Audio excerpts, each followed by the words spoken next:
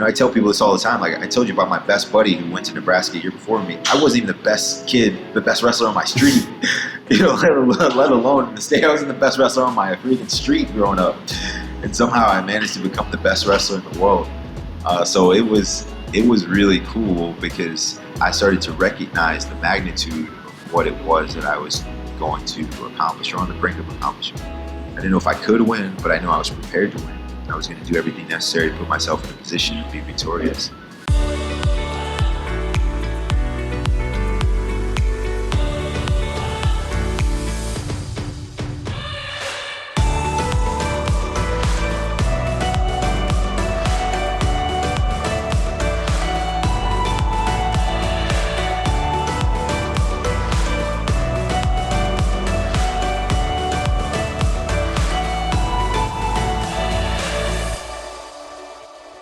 Welcome, Jordan, to the Now Numbs There podcast. Yeah, it's good to be here, man. Thanks for having me. I can't wait to talk to you about a ton of stuff today. Your work ethic, your mindset, how important legacy is to you. But first, I know you've been such a positive influence on social media with incredible nuggets of wisdom. And this one post really hit me hard. And I was wondering if you recalled it. It is about campers and climbers. I do. Yeah, so I was reading a book there's a psychological guru particularly for professional athletes, a guy named Tim. He wrote a book called Relentless, and he wrote another book called Winning, just recently that I'm in the middle of. But anyway, he talks about the two types of people in life, the campers and climbers. So campers are people who climb up the mountain, they find a comfortable place, right? You get to a setting, you get the job promotion that you've always dreamed of, and then you kind of get complacent. You sit there, you're like, I'm comfortable, I've got a good salary, my family's healthy, I'm good, I can rest here and have a solid life. And then there's climbers, right? There's people who reach this job promotion, they reach this particular, platform in whatever it is that they choose to pursue, and then they want to continue to elevate themselves, right? There's never like a place of settling. So, you stop for a moment, you enjoy the view, you reflect, you're thankful for arriving at this moment of success, but then you just continue to go. So what that looks like, no one really knows. And particularly in our sport, in wrestling, like the pinnacle is the Olympic gold medal, and then underneath of that are world championships, and then the tier under that are NCAA championships, and then state championships, all the things that you will win at the youth level. And so at every level you arrive, you start to dream a little bit bigger. Well, damn, I was a state champ, maybe I could go and wrestle in college and get a scholarship. Well, I'm in college now on a scholarship, maybe I could be an NCAA champ. I'm the best in the country, maybe now I could be the best in the world. Then I'm the best in the world, maybe I could do this 2, 3, 4, 5 times. And so I think the more you start to see, you can never unsee or undo what you've done. Every accomplishment I've had, it makes me change my view of myself, who I believe I am, my perspective on the world, how people view me, the way I interact and navigate my life has changed, directly influenced by the success that I've had. I was never like an uber confident individual growing up. I was the youngest of 4. I was a runner of the family, really small. But when I started winning, people started to celebrate my success, and it started to give me confidence, and I started to realize like I could be pretty darn good at this, and I started to work harder, and the hard work actually worked, and all my goals started to come to fruition. So I was like, damn, like let's see how far I can go. And so that's the kind of the climbing mentality for me. It's just let's see what we can do, how far we can go. Like at this point, I pretty much won everything I've ever competed in. In my 30s, I've got 4 kids at home. Like people were like, listen, be done, bro. Go settle down, spend time with your kids. I'm like, no, I can't. Like, I love to compete. This is why I'm still here. I love to compete. I love the thrill. I love the buzz in the arena. I love all eyes on my match whenever I'm out there competing. I love the pressure, the anticipation, the expectation. It all gets me fired up. I may never find anything else in life that I love as much as I love competition, particularly in the sport of wrestling. So I'm going to stay in as long as I can. That's great. But I also know it wasn't always like that for you. So there was a defining moment, I believe, when you were in high school. And up until that point, you were treating wrestling a little bit differently. What happened in high school, and maybe it was even at a different point, but what happened around that time frame that really got your mindset shifted and changed into wanting to compete and be the best in wrestling? Yeah, well, honestly, there were a few things. Number one was my best friend, my next door neighbor, was a very highly recruited young athlete. He was successful. He was nationally ranked.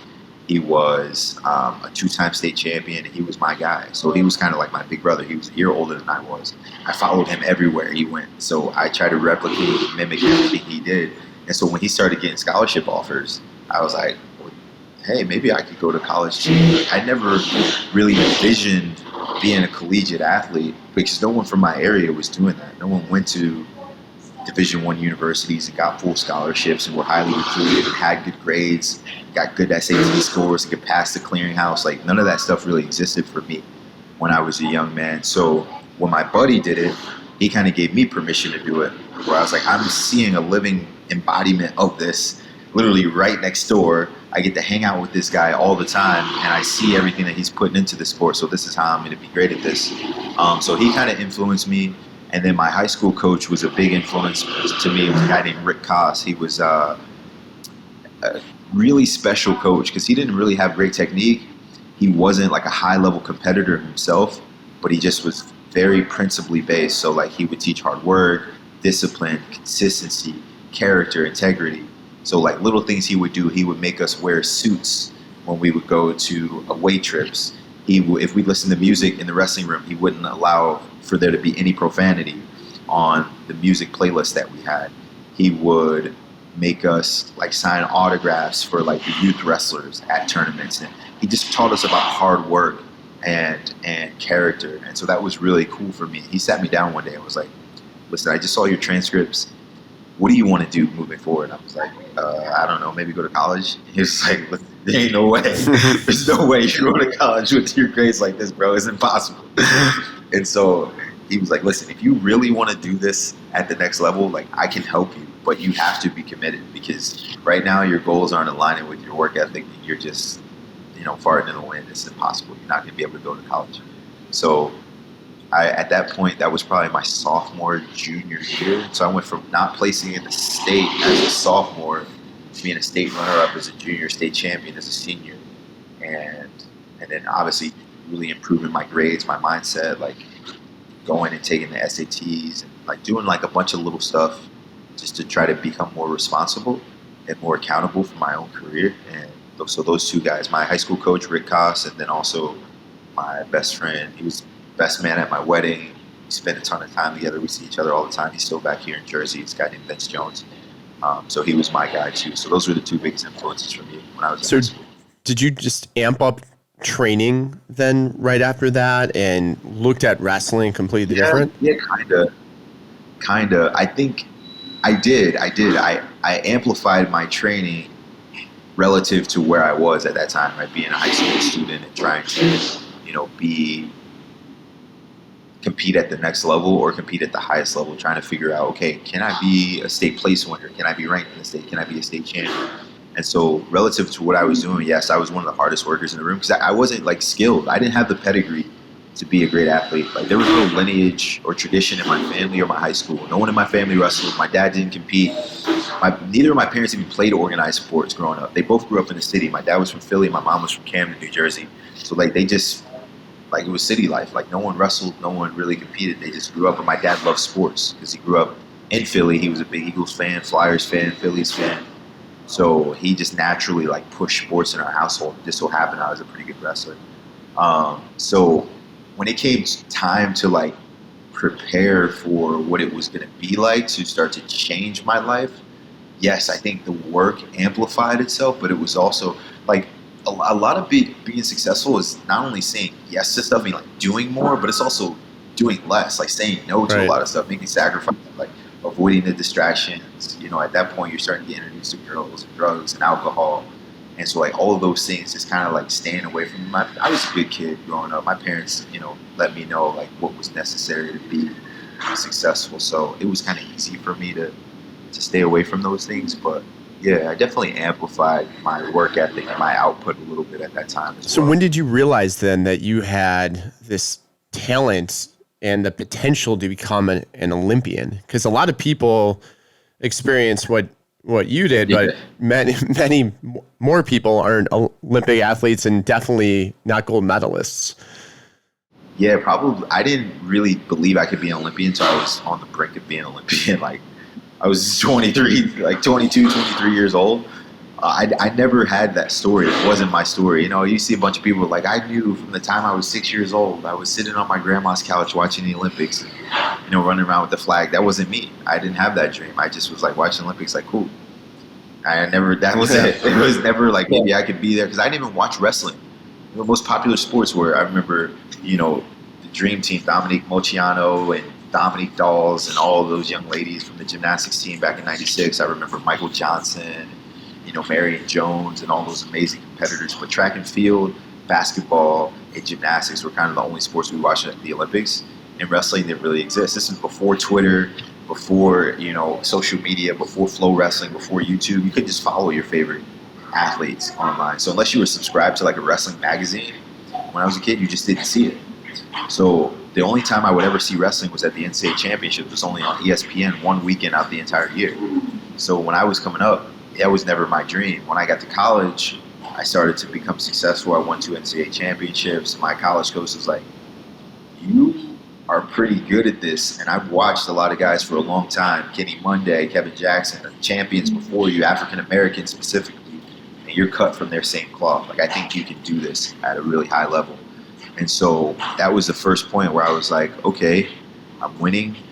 Now I'm the best in the country. I've won 2 NCAA championships in a row. Let me take my skill set, my talents to the next level and see what I can do. And I made the world team my first year, like 2 months after my senior year of college, and I won a world championship 4 months later. Then the Olympics were the following year, and I was an Olympic champion. And so, like, it was just kind of like a progression. There was never like this aha moment where I'm like, damn, I'm really good now. It was more just like consistent effort over time, just like continue to chop away, get better, spending summers in Nebraska and Lincoln training, lifting harder, believing more, going to more events, taking L's, taking lumps, and then coming back and making improvements, refining and getting better. But it was a long process. Like, it wasn't an easy road for me. Would you say that you put in more work than your peers at that time? It depends. It's hard, right? It's hard to measure talent. Like, it's not really, you can't quantify it. Or effort though, like practice. Yeah, for sure. I wanted to be the hardest worker in the room every single time. Like, anyone who's trained with me know that I just grind. That's just who I am because it's worked. It's worked. Yeah. So I was never really like talented. So I don't really take a ton of responsibility for my success. All I ever had to do was work hard and be disciplined. That was it. Work hard, be disciplined, and things continue to ebb and flow and work out for me. So yeah, so I'm in the wrestling room or I'm in the weight room, anything. I'm just a competitor at heart. My wife and I, our first date, we went to Dave & Buster's, and basically the whole time she was holding my jacket while I went around to all these machines, as many tickets as possible. It's just ingrained in me. It's who I am. Everything I do, I want to win, and it just happens in particular that wrestling is my craft and my trade by choice. So if I'm competitive in the small things, of course I'm going to be competitive in the biggest thing and the most important thing to me. So yeah, it was every day that I compete, that I train, that I practice, that I have an opportunity to give effort. Yeah, I'm always giving 100%. Always. I never cheat. I never cheat. That's one thing I can always say about myself confidently. I never cheated. I always did it the right way, and I always did it the hard way. When you were in high school, was there a loss that you learned from the most, or maybe in college?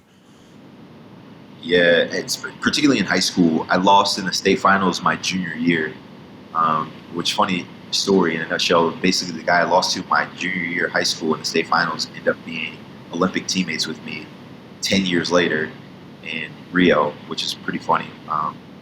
But yeah, so I lost in double overtime my junior year with like 3 seconds left on the clock. It was basically like equivalent to a buzzer beater in basketball. And so I got beat, and I was bummed. I was crying, hiding under the bleachers, and it was a rough night for me. But it kind of propelled me because I came back that following year and I was a state champion. So like all that summer between that state runner-up finish and then that state championship was just a ton of perspective, listening, humility, refinement, hard work, grind, and it worked out. It worked out the next year. I won. When you were in high school, is that when you recognized your talent for the double leg takedown, or is that later? Yeah, probably college. Like I always had a good double, but it wasn't mine. You know what I mean? Like it wasn't my own. So at that time in high school, I was still trying to like play with a bunch of other wrestlers' best stuff. So like I would look at my favorite wrestlers, like, okay, John Smith's got a nice little single, I'm gonna do that. This guy Jordan Oliver, he's got a nice slide by, I'm gonna do that. But I hadn't like captured anything. I had no identity as a wrestler.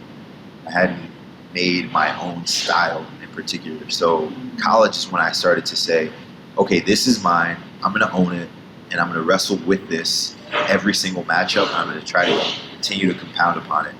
Until college, everything was just kind of like trial and error, trying a bunch of different stuff, figuring it out, seeing what I like, scrapping what I did, losing, like figuring out what works, coming back to the table with it. I don't like that. That one didn't work, or it wasn't effective against this guy, or I can't keep up this pressure for an entire 6 minutes. So like just a lot of just like experimentation for like a lot of years. And when I got to college, I started getting big and strong. So like my senior year of high school, I was a 135 pounder. And my senior year of college, I was a 165 pounder. You really don't see that type of jump in weight classes from particularly a college athlete. I was young. I was a late bloomer, graduated from high school when I was 17.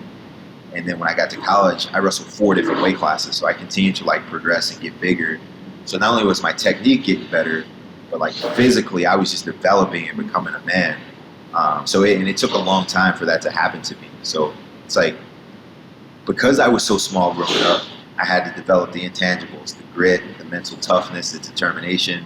So now when I get to college, I'm at a high-level wrestling program. I got amazing training partners who are the best from all over the country. And now I have all these muscles. I'm jacked up. I'm like a beast now. And all of a sudden I'm winning matches. It was like a perfect storm for me. It's the perfect scenario. So it worked out well. Now, do you remember a defining win? I know I talked about losses, but what was the win aside from the Olympics? I want to get there and spend some more time there, but prior to that, was there something that stands out to you? A win, man. I don't know. Like I think there were a lot of different things that were meaningful to me, particularly in high school. I'd probably say winning that state championship my senior year. It's like that was my last shot at it. And, you know, I talk about this all the time. I was talking to some high school wrestlers the other day. They're like, "Man, winning the Olympics must be pretty cool." And I'm like, "Yes, it's cool, but it's different when you're really committing to doing something. It's business-like when you get to the next level, right? Like, I know what I'm putting in. I've spent my full life committed to being the best at this. But when you're in high school, everyone can identify with high school athletics because most people do it. You know, not everyone can compete at the Division I level, or even fewer at the Olympic level, but everyone, almost everyone, 90% of American adults have at once competed at the high school level. So from the time I first started wrestling as a 6-year-old, strapped up my shoes and put my headgear on for the first time, I was pursuing being a high school state champ. I wanted to have my name in the paper. I wanted to be on the varsity team. I wanted to have that varsity jacket, you know, with my big varsity letter on the back. So that was really important to me at that time when I was a young man. And so winning that state championship as a senior really kind of solidified my place, where I felt it was the first time I had ever put a goal in front of me and actually attained it. Everything else was just, I was just living life on the fly and just rolling with the punches. It was the first time I ever set a goal and matched it, gave the effort necessary, felt like I deserved to win. And then when I moved forward from there, I felt good about my future. That's awesome. And then from that point, obviously you had a fantastic college career. And let's fast forward to when you found out you were going to make the Olympic team, or when that happened. Like, what feeling was that? Like before you even competed? It was sweet, bro. Like it was more sweet to see the people's reaction around me. You know, like my parents were like, we watched the Olympics our whole lives, and like my son's wrestling here. Like my son's in the Olympics. It was so special. Like my hometown had banners all over the city. Uh, it was so cool, bro. And the world was watching. So it was truly an exciting time for me because it was a culmination of a lifetime worth of effort. Like I started wrestling at 6. I won the Olympics at 24. So 18 years of competition, getting beat up, losing, and I just went from 6, 7 years before, wasn't even the best in the state. I tell people this all the time. Like I told you about my best buddy who went to Nebraska a year before me. I wasn't even the best kid, the best wrestler on my street. Let alone in the state. I wasn't the best wrestler on my freaking street growing up, and somehow I managed to become the best wrestler in the world. So it was really cool because I started to recognize the magnitude of what it was that I was going to accomplish or on the brink of accomplishing. I didn't know if I could win, but I knew I was prepared to win. I was going to do everything necessary to put myself in a position to be victorious. And the people around me were really excited. You could see the difference. Like being an NCAA champ is cool, being a world champ is cool, but there's just so much surrounding the Olympics that gets the people excited. Particularly the American people. It's just a very spirited event, and I think it brings out the best in everyone. So it was a really exciting time. Yeah, and the point that you brought up, that you weren't really groomed to be an Olympian. It was just these incremental steps, and you compare that to what I would vision as like a professional ice skater or an Olympian ice skater, right? When they're 3 years old, you see pictures of them in ice skates. Like that wasn't you at all. You were just like, I'm going to win at this level, and then I'm going to compete at the next level and just keep going. Yeah, that's exactly how it kind of progressed, bro. Like it was just kind of continued to get better. Like every level I was just kind of like, oh, this is cool. Like when I was a kid, I just wanted to win trophies just to like put on my fireplace at home and like get my parents excited. Then I got to high school, I wanted to win because I wanted to be on the varsity team. And then we wanted girls to come to our varsity matches, right? So like when the girls were in the stands, we were like, you got to win today. And then I got further in my high school career and I'm like, well, man, maybe I can earn a scholarship. Like if I work hard enough, win enough, I could go to college for free, maybe. Then I got to college and I was, maybe I can be the best in the country. Kind of reset the record books here in Nebraska. And so it's my motivation and inspiration has continuously changed and shifted and evolved over the years. But it was a fun time. Like, it's always been really fun, but it's been really hard. So like even when I look back, when people are like, "Hey, would you go back to this time period?" I'm like, "Well, I know what I had to do to achieve that at that time." So honestly, no, because it was so hard. Like I just remember days where you have to question yourself every day. If you're not questioning why you're doing this, then you're not working hard enough. So like there were some days where we just sit in our dorm rooms after running an incline, doing sprints or having a conditioning workout or a long wrestling workout, and you're just like, man, is this worth it? Is this worth all of the sacrifices, all of the weight cutting, all the time away from family, all the weeks on the road? And I mean, the answer to me has always been yes, and it's still yes. And someday I'm sure I'll come to a point where either my body fails or the answer will be no, but that day hasn't come. Yeah. And so, even though I'm considered old in the sport of wrestling, I still love it, and I'm still willing to work. That's what I ask myself. Are you willing to work? Everyone wants to win, right? Everyone wants to win. If you ask anyone, hey, do you want to win? Of course. I think a lot of guys leave the sport or leave sports, period, before their body starts to break down because the mind fatigues way before the body. So mentally, you have to be able to endure all of the rigorous activity that's going to be necessary to compete at a high level. Sure, you can stay in it and like squander, like damage your legacy because you don't really want to work as hard, but you still kind of want to be in it. You see it in a lot of other sports where there are guaranteed contracts where these guys are making a lot of money. So like in this sport, you don't make a lot of money. So if you're doing it for a long time, it's probably just for the honor and the pride of it, because I could go make more money elsewhere and it would be a lot easier on my body. So I just love the sport, and yeah, that's kind of my. Do you recall what your parents said to you after you won the gold? It's just a sense of pride. I remember running up in the stands and hugging my mom immediately after winning the gold medal, which was a really special moment for me. That's kind of my view of the Olympics, is when you finally get your hand raised and you run with the flag, and you're relieved, and you can kind of. I just remember running up into the stands looking for my mom, and it was just such a wild moment to me because there's just so much going on around you. Everyone's so excited. You get a bunch of pats on the back. People were telling you, how cool of an experience that was. That was special. That was special. That's something I'll always remember. Is running up in the stands and like there were people like grabbing me to take selfies with me, and like it was insane, bro. It was insane. I felt like a rock star. It was a cool moment. I can't imagine that. And I saw some footage of you jumping through the stands, and it looked incredible. That feeling that you had to have. Yeah, that's great. Did you do anything after that to celebrate? Did you have a reprieve of training, or did you just go right back at it? Yeah, a little bit. The hardest is like, again, it's the climber mentality. As soon as you hop off the podium, it's like, okay, you can do it again. Yeah.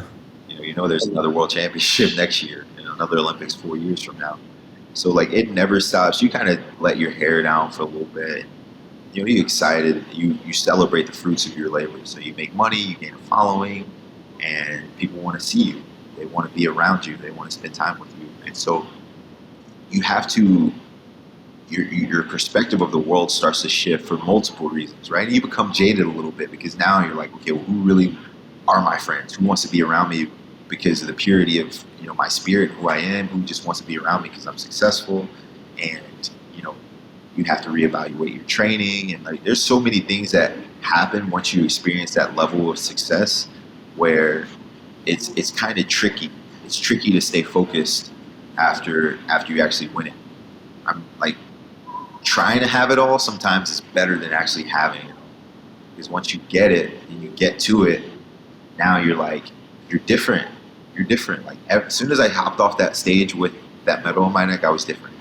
Like my life was different, and it was gonna always be different. How people regarded me, how they perceived me, the way they announced me, how they interacted with me. It was just a much, much different life that I had from that point on.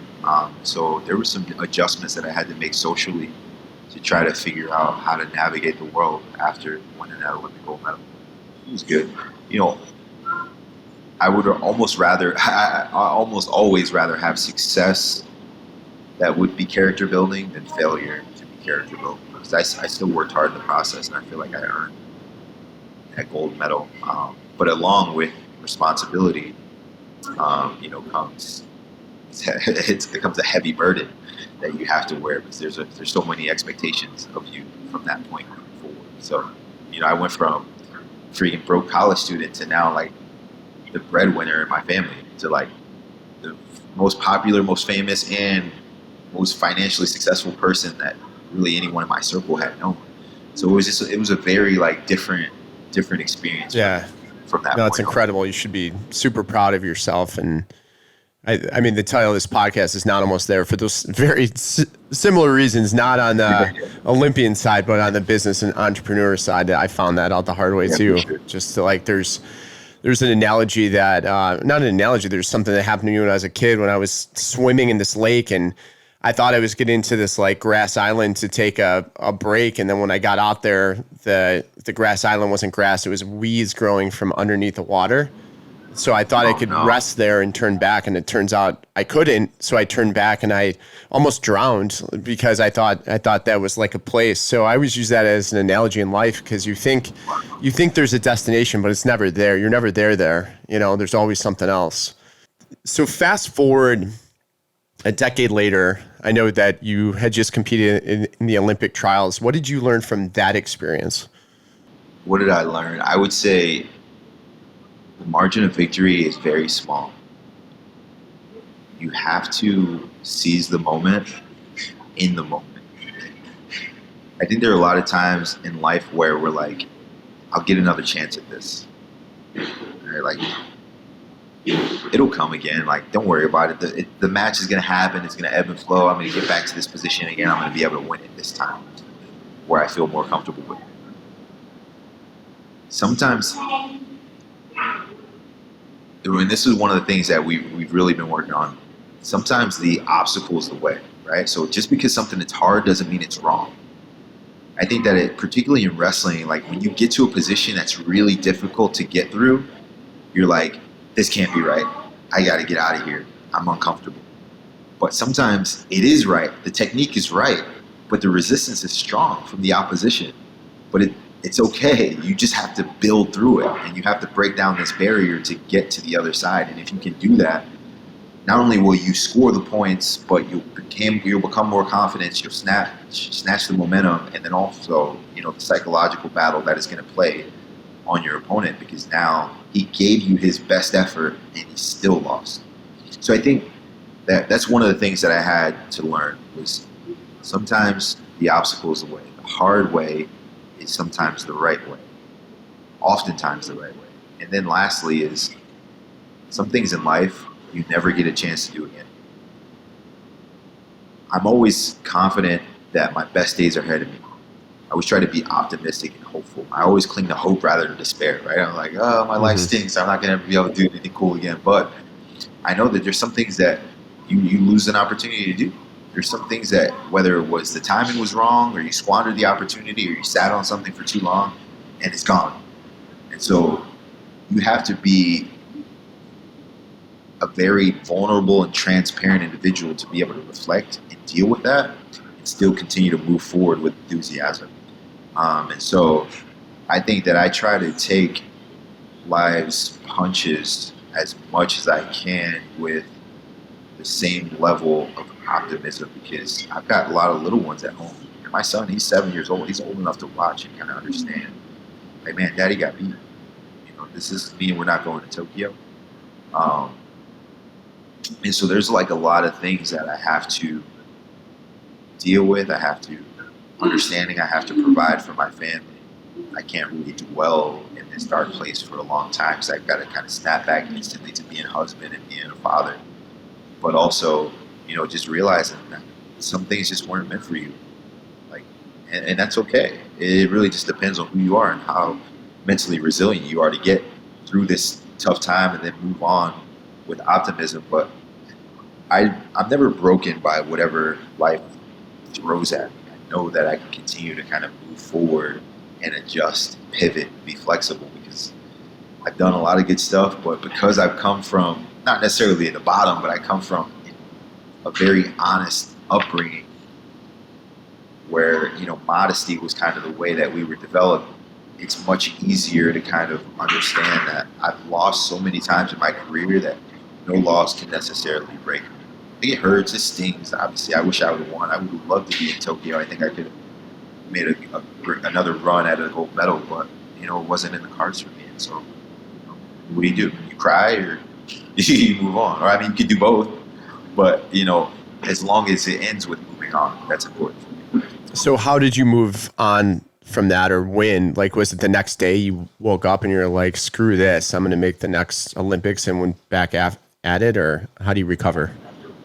Yeah, but that was always the goal, right? So it didn't really deter me, like, I'm going to work even harder, because I always work my hardest.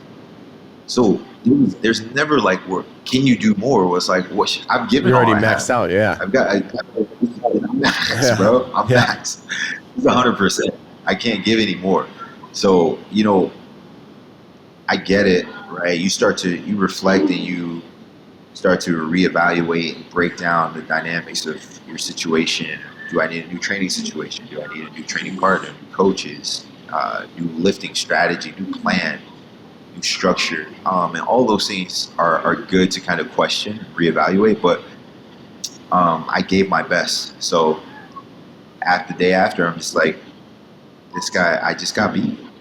I think oftentimes we need an excuse as like a coping mechanism. Right. Like, here's why this happened. Here's why you got beat.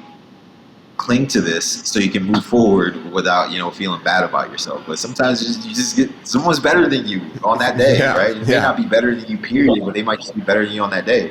Or, someone was more qualified than you and they got the job and you didn't. And you're like, what the heck? You try to like discredit all the things that person has done. And you try to say, well, they just didn't like me. Right? Or, they were discriminatory, or like all these different things. Like, bro, that person was better than you. Get over it. You got to move on. So like, that's just like, I'm a very like honest person. when it comes to like self-reflection. It's like it is what it is. Sometimes it's for you, sometimes it's not, and if it's not, then you just Yeah, move and on. the intricacy of wrestling, especially, you just watch it and you're like, one step in one direction can change, and that doesn't mean someone's better. It's just like you took a Yeah, step. You know what I mean? Like, it's crazy. yeah, because you could wrestle the same person 10 times, and every match would be different.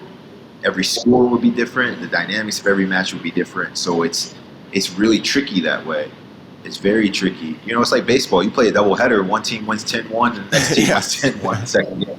So that's just competitive sports. It just sucks that you only get a chance to do it once every 4 years. That's the hardest part about it. So now that you're commentating, is there any insights that you're picking up from doing that and observing others? Yeah, you know what? One thing that I noticed is that it keeps you from being bitter. Because when you're watching, you're like, damn, I should be here. I could have beat that guy. I could have won that. You know, like, so like you have to really like kind of read the room and like take a good assessment of your heart. And the best thing for me has been to like celebrate my teammates and my opponents. Because at the end of the day, like I've represented Team USA for a decade straight. So the U.S. wrestling team I still consider my team. I still consider myself as a leader. Wasn't on the team this year, but I'm still a big proponent of their success and a reason for why they've arrived at this level of success because of my sustained excellence in this sport. So I wanted to do multiple things. One is I want to always assess my own heart. So for me to celebrate other people, it makes me feel better about my current situation. Two, people are going to be watching me. Like, how's JB going to react here? I bet he wishes he was there. This must be really hard for you. And so I want to make sure it's like, hey, no, I'm fine. I'm doing well. And anyone else who goes through a difficult time and gets beat, I want you to also do well by watching the way that I am interacting with the world here. And then lastly, like I think it was fun. I love wrestling. I love wrestling, period. So it's like you could say no and just kind of hide under a rock for a week while wrestling goes on and just pop up like, okay, what happened? Or, you know, you could face it head on and, you know, enjoy the sport that you've done for 20-some years. So I loved calling the matches. I loved talking about the matches. There's nothing in the world that I know more about than wrestling. And it was a lot of fun. I had a really good time. That's great. Yeah, no, you did a great job, and I can imagine that struggle. Yeah, it was good. I tried to stay neutral the whole time. So I'm super curious on what a typical day is like for you today, knowing that you have a growing family, you have 3 children, one on the way pretty soon. Congratulations on that and being a father. How do you, I guess, balance that, or what's a day look like for Jordan Burroughs with balancing a family and training? They're crazy. Yeah. They're crazy, bro. Every time we have another kid, we're like, what are we doing? Why do we do this? No, honestly, it's fun. I try to include my family as much as possible. So like we had practice this morning at 10 a.m. So like today for me, I woke up at 7:30 and I had like a small workout, or we call like a priming. So like basically getting you ready for the day. So it's like rolling out, stretching, going through like a series of movements. That's at 7:30. I come back at 8, have like a small breakfast. We get the kids up like 8:30, get them dressed. We head to the wrestling room like 9:30. So everyone comes to the practice, the whole fam. So they just play on the wrestling mats. The kids are always in the they just grow up around wrestling. So they're, you know, kicking the soccer balls around, doing rope climbs, running around, messing with the guys while, you know, I'm engaged and I'm going through my practice. So practice today was about 2 hours, so like 10 to noon. Solid practice this morning. Hard, strenuous work to kind of complete the week. And then we went, did some grocery shopping afterwards, came back here. Now we've got, you know, some people from Restoration Hardware putting a bed together in the kids' room. And we'll probably go to the pool. Now we're living in the city. We got this beautiful building. We've got pools on the rooftop of our building, which are really cool. So we'll probably go do some swimming this evening. But it's good, man. Like typically for me, I practice once a day and I train in the morning. So like a Monday for me, Now that the kids are out of school, typically I'll train in the morning like 6, 7. I'll get in the weight room, do a lift, and then I'll come back. I'll have breakfast with the kids. We'll go hang out at the pool, or we'll go for a walk, or we'll do something fun. Um, Go to a museum or do something of that nature around like 11 noon. I'll come back. We'll have lunch together, and then I'll head to practice at 3:30. And then after practice, 3:30, we'll go to like 5:30. Come back. We'll either get dinner, order dinner, someone will cook, and then we'll kind of hang out at the crib, watch a movie, spend some time with one another, and just lay low and relax. Now that my family's close, we see my parents a couple times a week, which has been nice too. But yeah, we're just trying to get settled in. It's much different here. Like now, the kids we've had to find new everything, new schools, new routes, new just new rhythms to how we operate here. Was so much different in Lincoln. But yeah, we're still trying to figure it out. Yeah, it sounds like it's integrated really nicely. It's not typical. Yeah, it's good. So the kids do a really good job. And that's the one thing I love too about what I do is like, there are times where I spend, 10 days to 2 weeks on the road away from the family. But I've been there for the birth of all my kids, and I've been there for all their special milestones. And I don't have to go to work 9 to 5. Like we have a very unique work schedule. So I'm typically I train for maybe 4 hours a day. So like 2 hours in the morning, 2 hours in the afternoon, late afternoon. But I'm always there. I take my kids to school every day. I'm there for them when they have lunch. I'm either there to pick them up or I'm there to have dinner with them, put them in the bath, and put them in bed. So that's what I kind of love about my schedule is I get to do what I love, work hard, and be deliberate in my training. And it's still about balance. There's a lot of balance. There's times where the scales are tipped far to the wrestling side, where it's like, hey, Lo, like I need to be focused, or I need to be dialed in. Because like there are times where we go to the same tournament in the same city, and we get 2 hotel rooms. In the same building. It's like, hey, you're going to sleep here with the kids, and Dad needs his own room so I can get some rest for this event. Or there's times where, I'm on the road for a long period of time. Or even like this past week down in Miami for, the commentary for the Olympic Games. Like I was there for a week on my own, brought a training partner down with me so I could practice in between shooting. And so it's different. We try to integrate as much as possible. Like my kids have been pretty much everywhere. I didn't leave the country for the first time until I was 20, and like all 3 of our kids have had passports before their first birthdays. So like it's pretty special. Like they get to do a whole lot of stuff with us. They've been all over the world, to different countries, traveled, trained, met a lot of cool people. So it's really fun, the opportunity to get to afford them, based upon my wrestling. So it's really fun. Yeah, it's cool. I try to tell my daughter, I'm like, I don't think I took a flight until I was close to 30. It was probably a little less than that, but it was definitely my 20s. And yeah, they're flying all over the world, have passports. It's nuts. And she's like, yeah, I want to go to Paris. I'm like, what? Crazy.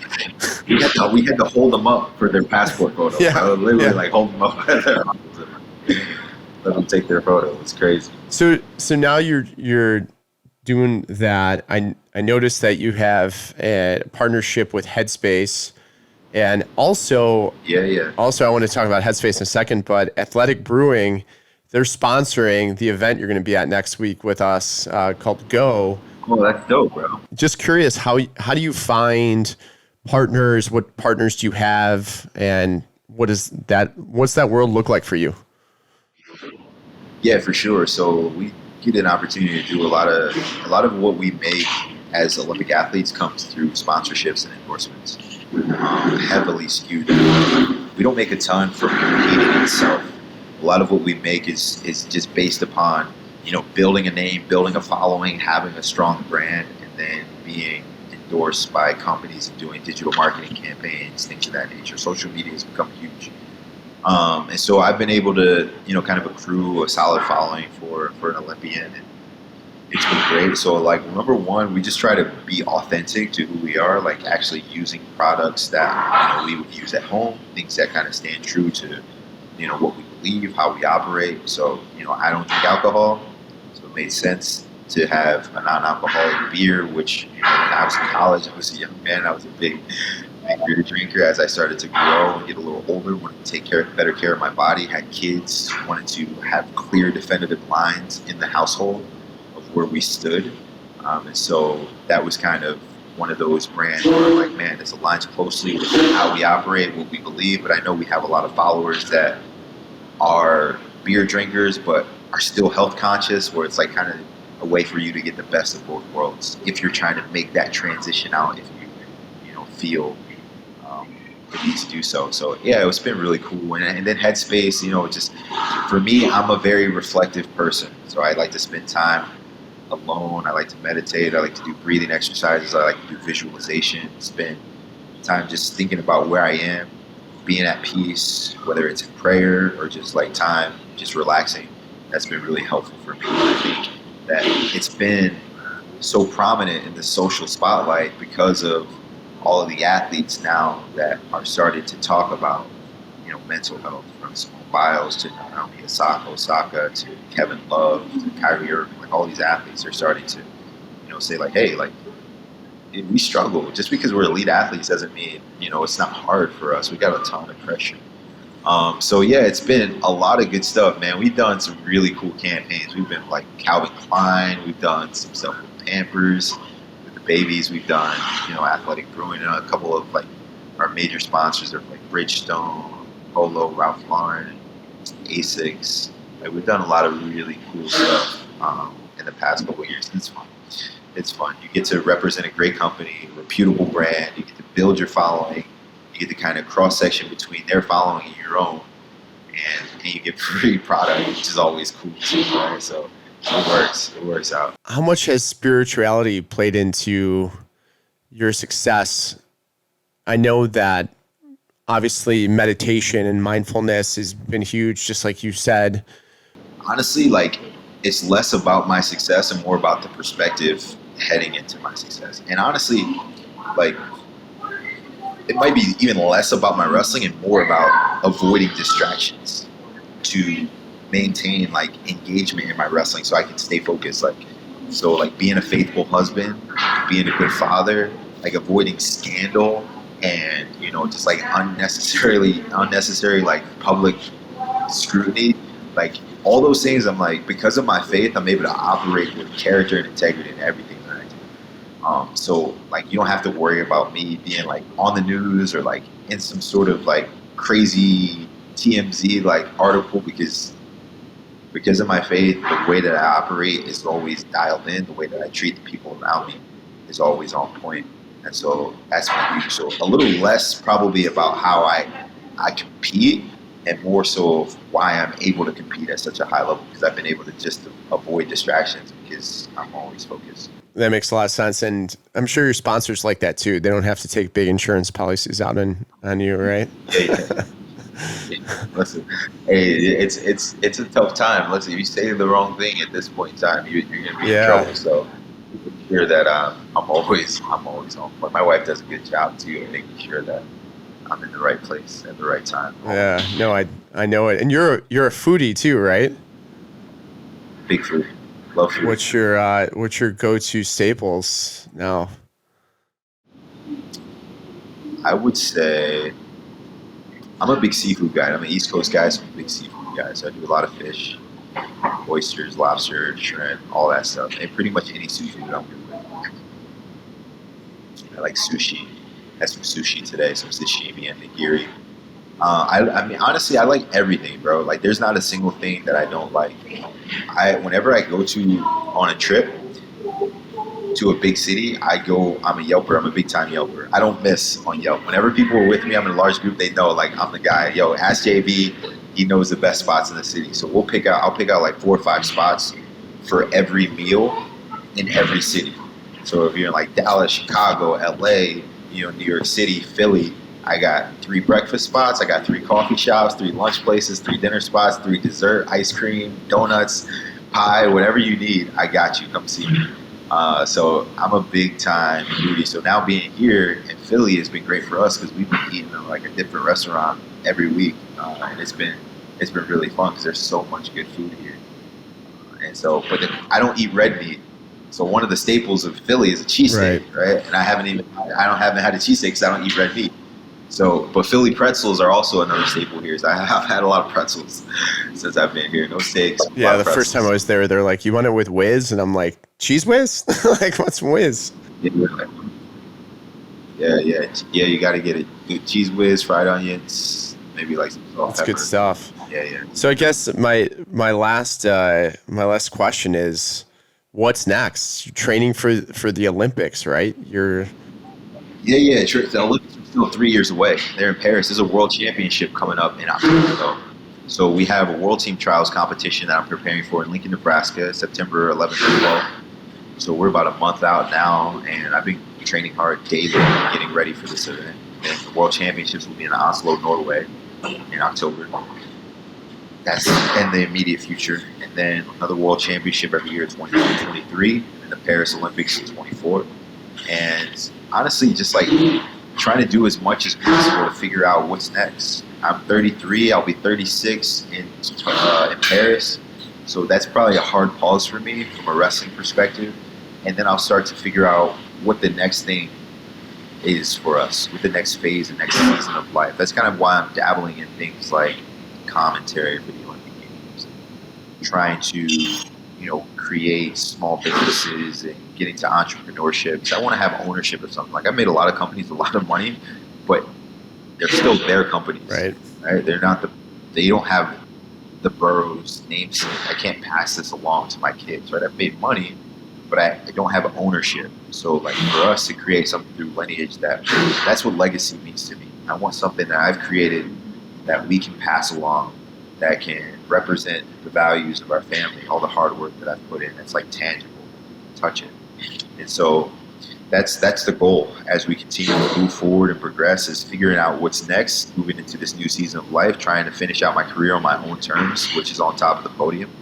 I'm doing what I love, and then also, bringing my family and the people in my circle with me as we go through this process and try to figure out how to create something long lasting. I can't pass down my wrestling abilities to my kids. Like I can teach them the sport, but ultimately that journey is their own to figure out. So I'll do my best to see what's next, what else I love, what else I'm into. And until then, just working hard daily. Nice. Have you given more serious thought into a performance or training center combining meditation mindset with hardcore training or anything like that? I heard you talking about that on another podcast. For sure, that's the goal. We're trying to figure out a location. I like the East Coast because my family's here and the wrestling culture is strong here, but it's cold in the wintertime. No one wants to be here in the wintertime. Right. All the best MMA gyms and the best performance centers are in Florida and California, San Diego, and Texas, like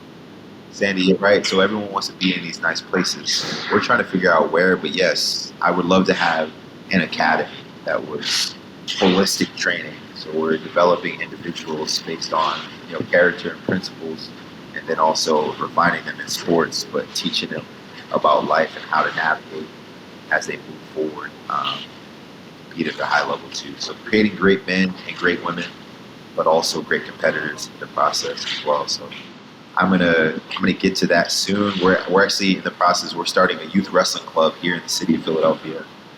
That's great. That'll be pretty cool. And so it's going to be a lot of fun. My kids are going to be like our first 2 enrolled.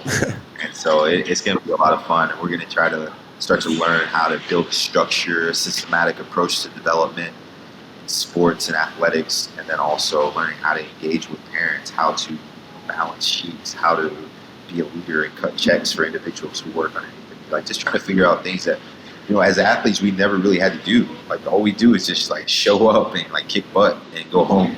Yeah. And so it's such a new experience. Like being a leader is more than just giving a speech at the end of practice and getting people fired up about the future. It's really a whole lot of work. So I'm trying to figure out how to be a real leader. I just figured it out. I know your game plan. You're going to build the Gracie clan, the 30 kids that Helio and Carlos fathered, and you're going to create your army of wrestler warriors. That's your game plan. Yeah, man. It's gonna be cool. I'm excited about it. I love kids because they're really impressionable, and you can kind of still balance the fun within it, right? When you get older, like everyone wants to win. Right. It's all about winning, win. And I'm like, listen, kids are so pure. they just want to have a good time. So if you can teach them to have fun while getting better in the process, they don't even know it. Like, that's how you create special athletes, where you pursue the fun and you become creative in the process, and that's a really special athlete. So we're trying to do that. Nice. Yeah. Piggybacking on that last comment, I'm reading Hickson Gracie's book, Breathe. I don't know if you saw that. It just recently came out, and it's super fascinating because they literally grew up like that. They had 30 brothers and were just basically created this like warrior clan to compete, and at family parties they would roll out the canvas and just go at it. Since they were kids, but it was super fascinating how the lessons that Helio taught Hickson, and one of them was when he would go to compete, he would say to him something like, "If you lose, I'll give you 2 gifts. If you win, I'll give you 1." At that point in time of just thinking about winning, he wanted him to have fun to compete, to know that if he had fun, he would keep going back and wanting to do it. And that's how one of the big things why he became such a world champion in jiu-jitsu is that he, at an early age, he learned to have fun doing it. So I thought that was a really good lesson. That's cool, man. I love that. That's every parent's dilemma, is trying to figure out how to make hard stuff fun. Yep. If you can make hard stuff fun, chores, grades, sports, being nice to your siblings, if you can make the hard stuff fun, then you got to figure it out. That's everyone's job as a parent. Awesome. Hey, Jordan, thank you for your time. I'm looking forward to meeting you in person next week at Go. Yeah, it's gonna be awesome. But have fun training until then, and we'll see you soon.